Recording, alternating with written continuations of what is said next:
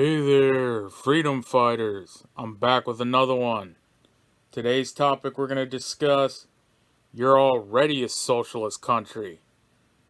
Yeah, I hate to break it to you and be the bearer of bad news here.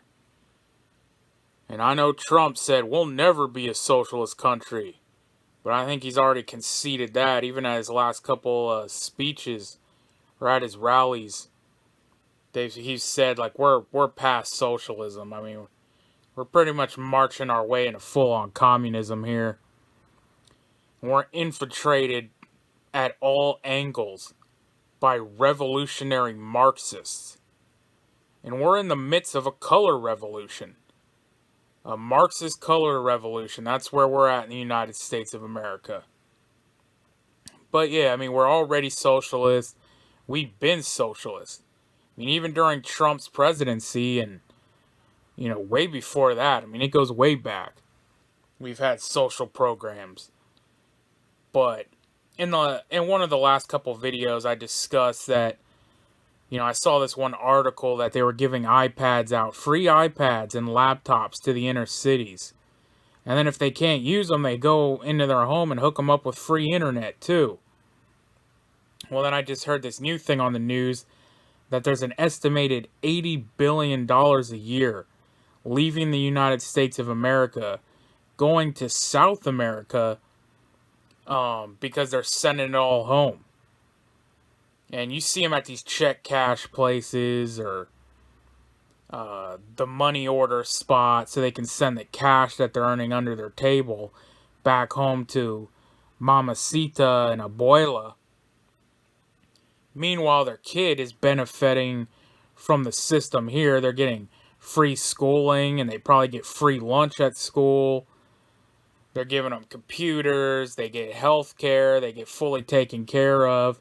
Meanwhile, they're working here in America and sending their money back home. But yeah, we got a bunch of that going on. And then you have Biden signing debt forgiveness here recently. The college debt forgiveness, the $10,000 to his socialistas. The younger generation is in complete support of, all this stuff, all this commie crap that AOC and Bernie's pushing. And then he recently signed something back here in like May, or I think it might have took effect in May. The mortgage rate thing. So yeah, if you did good for yourself, and got a good credit score, a good FICO score, and you want to buy property, you're supposed to get a lower rate because it's a less risky of a mortgage. Well, now they upped your rates, so you get to pay more to foot the bill for someone that really can't pay the bills. And of course, they'll sell it and they make it sound good. Biden is like, this is how we get, poor people of color into housing. So again, it's wealth redistribution. Government wealth redistribution. It's communism. And the government steps in and they say who gets to own housing and all this. And well, there was record Hispanic and black home ownership actually under Trump. So this probably ain't going to work any better than those policies. But what it is going to do is do the '08 housing collapse all over again. You're going to have all these risky mortgages out there, these people who shouldn't have been owning houses. And it's going to collapse all over again. Yeah, and then you got these farmers. I was talking to a couple people recently that these farmers are under all these union contracts. And these unions are heavily commie. And we know, like, the teacher union.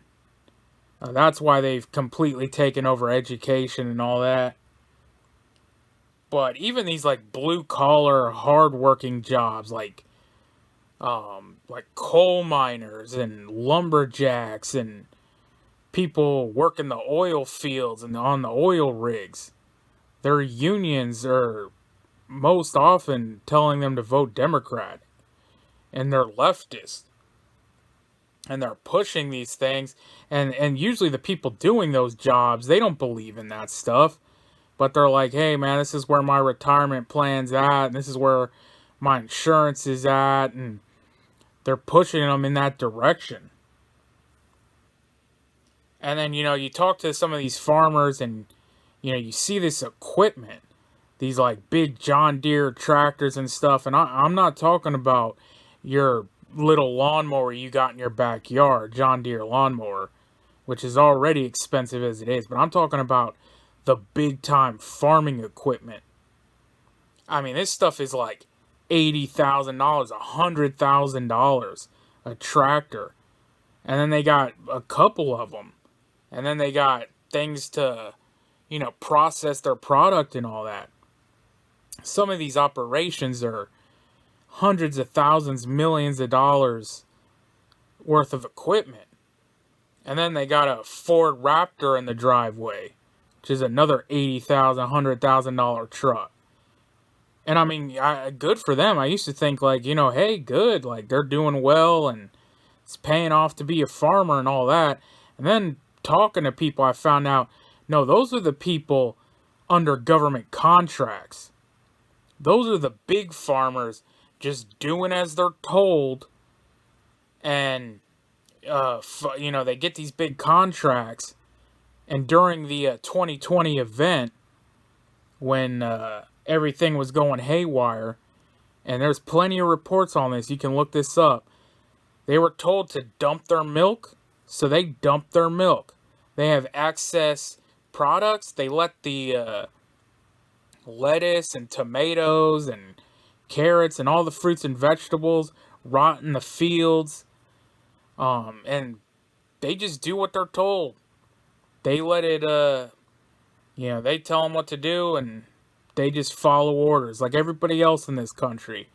And we're just following orders and marching our way right into communism. And same thing with the truckers. You remember the trucker protest in Canada? That we had one in America, but no one really knows about it because they didn't do anything. And they went from like California, it was like a cross the country tour. They went from California to DC, and then I was like, all right, I can't wait for them to stop in the roads and shut down traffic and stop delivering to all these, these cities in Chicago and New York. And I don't even understand how truckers are still even going into these places. But that's kind of another topic for another video. And then they didn't end up doing anything. They caved in because they saw what was happening up in Canada. And rather than even park in the streets, I followed this one guy on YouTube that was like live streaming. He gained a pretty big following. These guys rented a parking lot a couple miles away, and they would stay there, and then during the day they would go out and run around in the streets and wave flags and all this, and then they would retreat back to the lot and stay there at night. They're like, well, we don't want to cause any trouble or anything. We just want to get the message out. Well, the message never got out because no one even knows you did that because you didn't do anything.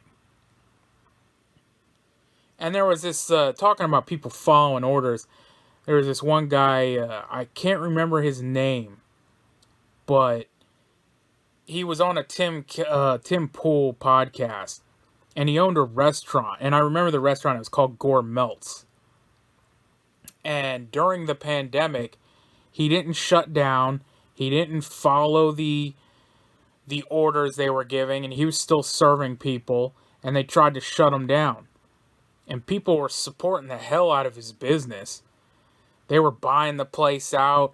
He didn't even have food left. They'd come up and say like, yeah, I want the Reuben or the pastrami sandwich or whatever. And he said, man, we don't even have any meat left. He said, the guy said, do you have buns? He said, yeah, we got some buns. He's like, I'll buy the bun, full price. And then people were just donating money. Like, here, take my $20. We support what you're doing.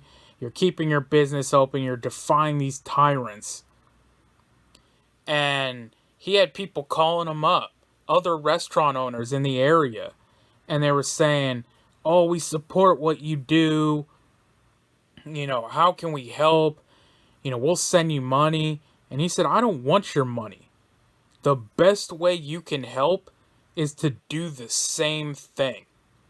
And they all said, "Oh, no, we don't want to do that. Like, we don't want to cause any trouble. We don't want to get into that fight." And he was saying, that's the problem. Everyone's doing as they're told and following orders, and we're slow stepping our way into communism. Slow walking our way into this tyranny where they just do a full takeover and nobody wants to get their hands dirty. That being said, you know how I always say it, we are on our own. No one's coming to save us. Only God can save you. So get right with God. Freedom Fighters out.